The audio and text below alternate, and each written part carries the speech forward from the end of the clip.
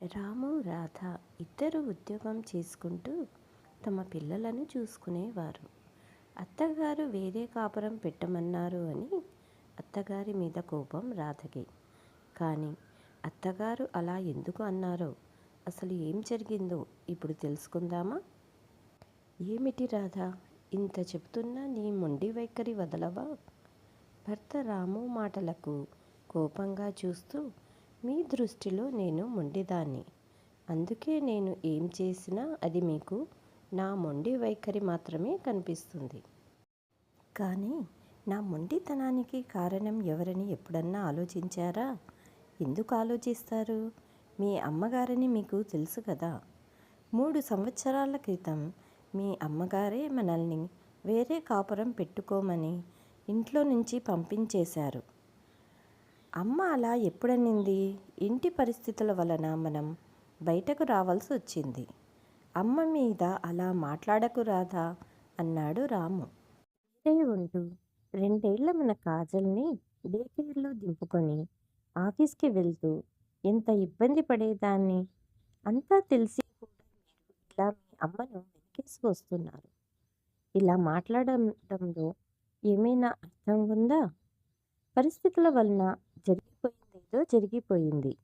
ఇప్పుడు అమ్మా నాన్న వాళ్ళంతట వాళ్ళే అంటున్నారు కదా.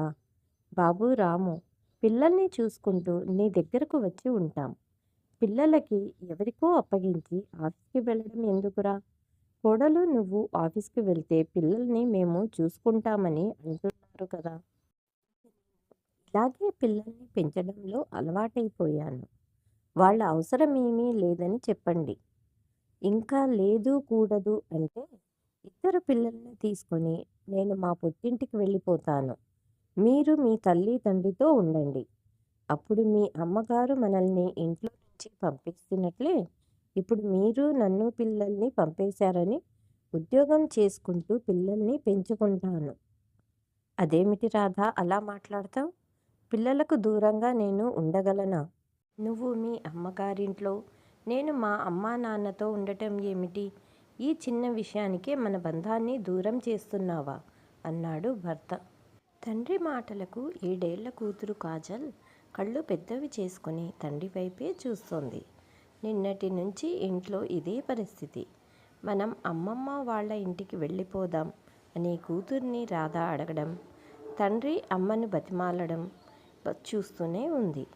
నా తల్లి తండ్రి మనతో కలిసి ఉండాలని, పిల్లలు గుర్తుకొస్తున్నారని నీ దగ్గరకు వచ్చేస్తామురా రాము అంటుంటే వద్దని ఎలా చెప్పగలను రాధా? పెద్ద కొడుకుగా వాళ్ళని చూసుకోవలసిన బాధ్యత నాకు లేదా చెప్పు? ఏం మీ పెద్దన్నయ్య దగ్గర మీ అమ్మా నాన్న ఉండటం లేదా? అడిగాడు రాము. రాధ సమాధానం చెప్పలేకపోయింది. రాధ పిల్లలను తీసుకొని వెళ్ళిపోతుందేమోనని రాముకు లోపల భయంగా ఉంది. ఎందుకంటే రాధకు పట్టుదల ఎక్కువ. రాధ తమ వల్ల పుట్టింటికి వెళ్ళిపోయిందని తెలిస్తే అమ్మా నాన్న ఎంత బాధపడతారు.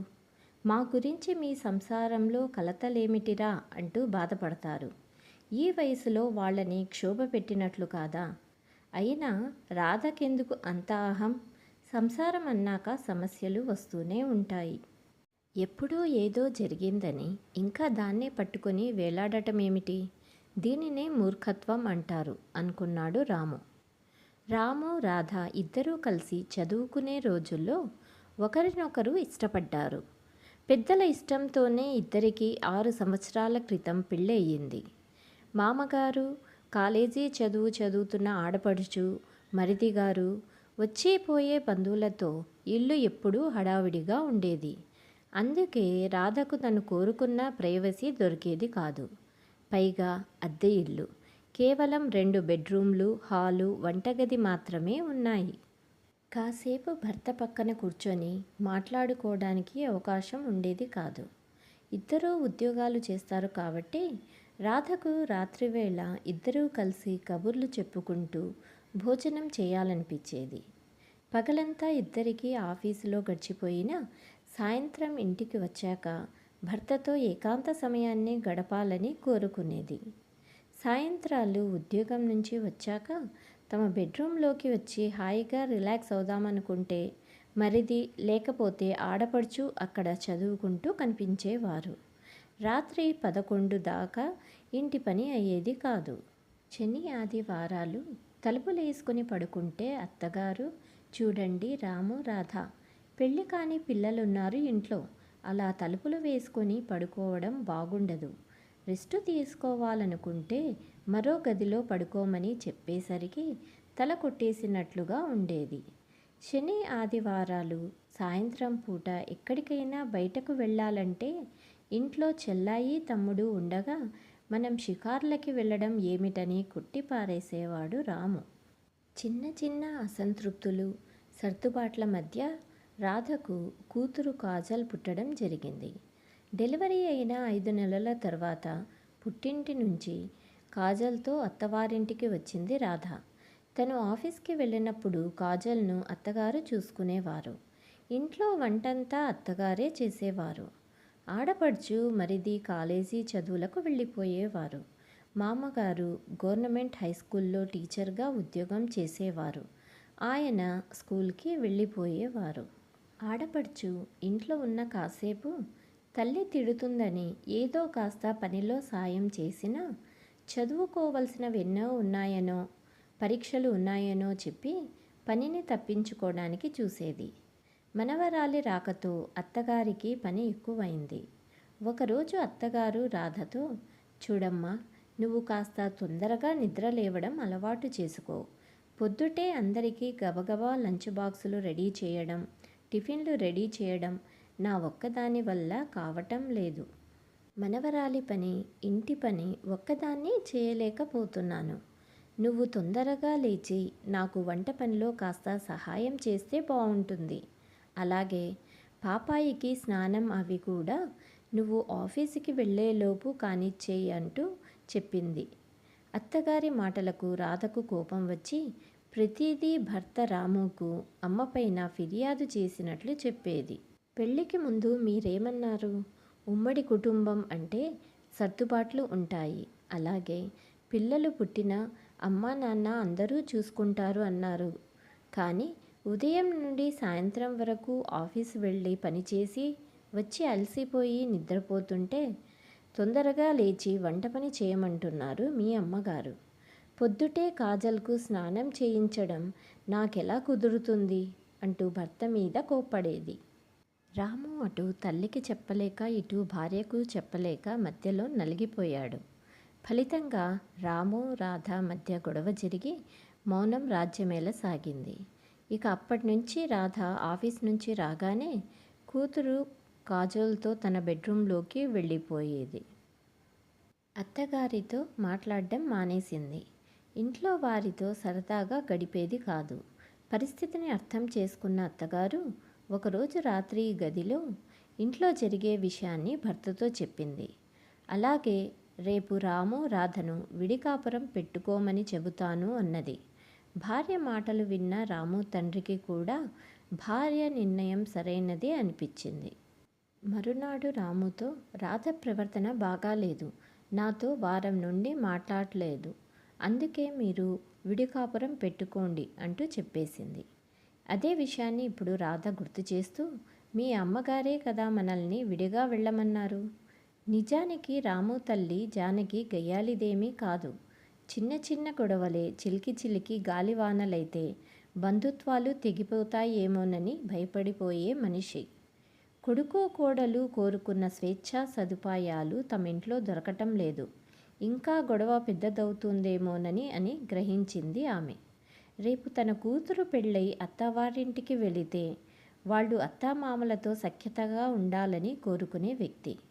కొన్నాళ్ళు కొడుకు కోడలు వేరు కాపురం ఉంటే అభిమానాలు పెరిగి దగ్గరవుతారన్న ఆశతో ఆ రకంగా వాళ్ళని వేరే కాపురం పెట్టుకోమని సలహా ఇచ్చిందే కానీ వేరే చెడు ఆలోచన ఏమీ లేదు ఆవిడకు. ఈ 3 సంవత్సరాలలో ఆడపడుచుకు పెళ్లి చేశారు. మరిదికి బెంగళూరులో ఉద్యోగం వచ్చింది. మామగారు రిటైర్డ్ అయిపోయారు. ఆడపడుచు పెళ్ళిళ్ళు, మరిది చదువు అన్నీ రాము తండ్రి శ్రీకర్ గారే చూసుకున్నారు. రాము ఆర్థికంగా సహాయం చేస్తానన్నా వద్దన్నాడు తండ్రి. నాన్నగారు, మేము ఇల్లు కట్టుకోవాలనుకుంటున్నాము. ఒక 200 గజాల స్థలం కొనాలని చూస్తుంటే స్థలాల రేట్లు మేము కొనాలనుకున్న బడ్జెట్లో దొరకటం లేదు. లోన్ తీసుకున్నా సరిపోవట్లేదు అన్నాడు రాము. అప్పుడు ఆయనెప్పుడో కొన్న మంచి రేటున్న స్థలాన్ని రాముకి ఇచ్చేసి ఇల్లు కట్టుకోమన్నారు. తండ్రికి స్థలం బాపత డబ్బు ఇవ్వబోయాడు రాము. కానీ ఆయన తీసుకోలేదు. నాకెందుకురా డబ్బు, నేనెలాగూ అక్కడ ఇల్లు కట్టలేను, నువ్వు కట్టుకుంటే నేను కట్టుకున్నట్లే అంటూ తీసుకోలేదు. ఆయన బాధ్యతలన్నీ తీర్చుకున్నా సొంత ఇంటిని మాత్రం ఏర్పరచుకోలేకపోయారు.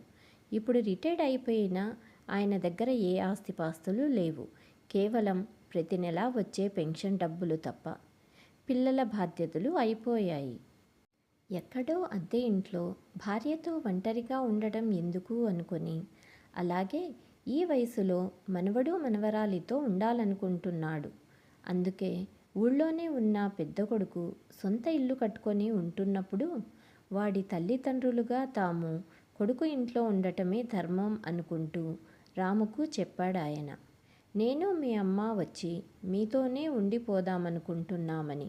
దాని పర్యవసానమే ఇప్పుడు రాధ తన తల్లిదండ్రుల రాకను అడ్డగిస్తూ మాట్లాడుతోంది. నిజానికి ఇప్పుడు తనకు అత్తయ్య అవసరం ఎంతగానో ఉంది. ఇంటికి దగ్గరలో ఉండే డే కేర్ ఇప్పుడు వేరే చోటికి మార్చేశారు. 5 కిలోమీటర్ల దూరంలో ఉంది. రెండవ కొడుకు 8 నెలలు ఉంటాయి. తను పొద్దుటే ఆఫీస్కి వెళ్తూ బాబుని అక్కడ దింపేది.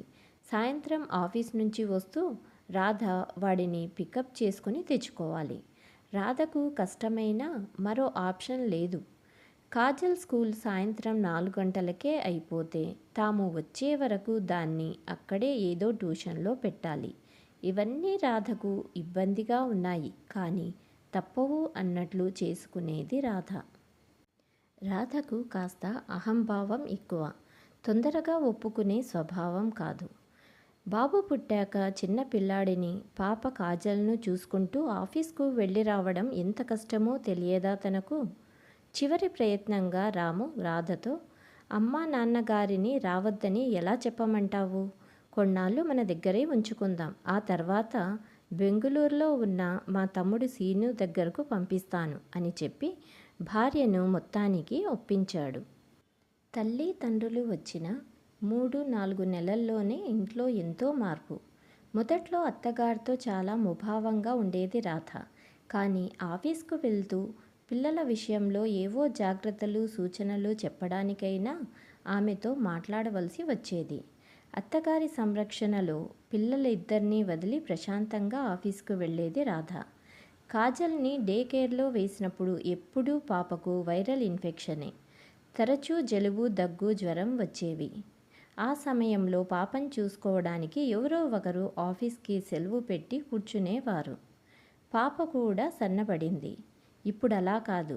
కమ్మని పప్పు అన్నంలో కరిగించిన నెయ్యి కలిపి ముద్దలు చేసి కథలు చెబుతూ నానమ్మ తినిపిస్తుంటే పిల్లలిద్దరూ బొద్దుగా తయారయ్యారు. ఇంతకు ముందులా కాకుండా రాధ ఉదయాన్నే లేచి వంట పనిలో సాయం చేస్తూ పిల్లలకి స్నానాలు అవి చేయించి ఆఫీస్కు వెళ్ళేది. అప్పట్లో భార్యలో ఉన్న అహం కొద్ది కొద్దిగా తగ్గడం గమనించాడు రాము. అత్తయ్య మామయ్య గారితో చాలా బాగా మాట్లాడేది. రాత్రిపూట వంట పని నేనే చూసుకుంటాను, మీరు మామయ్య గారు ఏ గుడికో పార్కుకో వెళ్ళిరండి అంటూ అత్తగారికి విశ్రాంతినివ్వడం, సమయానికి మామగారికి మందులు గుర్తు చేయడం చేసేది. ఇక ఇప్పుడు తనకి పిల్లల టెన్షన్ లేదు. హాయిగా ఆఫీస్కు వెళ్ళి ఉద్యోగం చేసుకుంటున్నారు భార్యాభర్త. ఇంట్లోకి కావలసిన కూరగాయలు సరుకులు కొని తెచ్చేవారు రాము తండ్రి.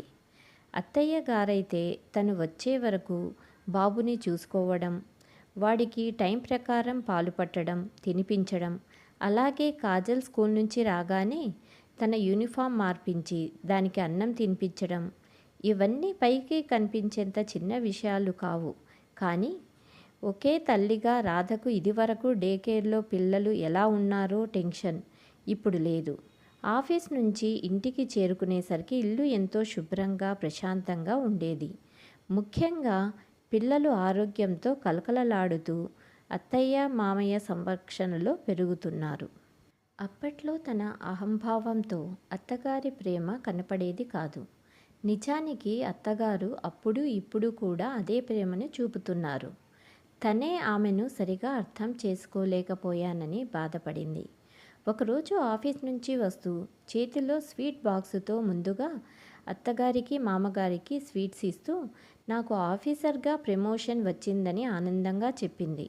ఇద్దరూ చాలా సంతోషమమ్మా అంటూ అభినందించారు. అమ్మా రాధ, నీకు కూడా ఒక శుభవార్త. వాణికి 3వ నెల అన్నది అత్తయ్య. వావ్, శుభవార్త అత్తయ్య అంటూ సంతోషంగా చెప్పింది. ఆ రోజు రాత్రి అయితే మేడం గారి దగ్గర నేను చాలా జాగ్రత్తగా ఉండాలేమో అంటూ ఆట పట్టిస్తున్నాడు రాము. అత్తయ్య గారితో ఒకసారి ప్రమోషన్ విషయం చెబితే, నువ్వు ఇక ఆఫీసుకి సెలవు పెట్టకు, పిల్లల్ని నేను చూసుకుంటానని చెబుతూ ఎంతో సహకరించారు అంటున్న భార్య వైపు చూస్తూ ఉండిపోయాడు రాము. మనిషి అహంభావం తగ్గించుకుంటే కుటుంబ సభ్యుల మధ్య ప్రేమలు ఆప్యాయతలు పెరుగుతాయని రాధా విషయంలో నిజమయ్యింది. ఈ కథ మీకు నచ్చినట్లయితే మీ అమూల్యమైన అభిప్రాయాలను కామెంట్ రూపంలో తెలియచేయండి. Please like, share and subscribe my channel. Thank you.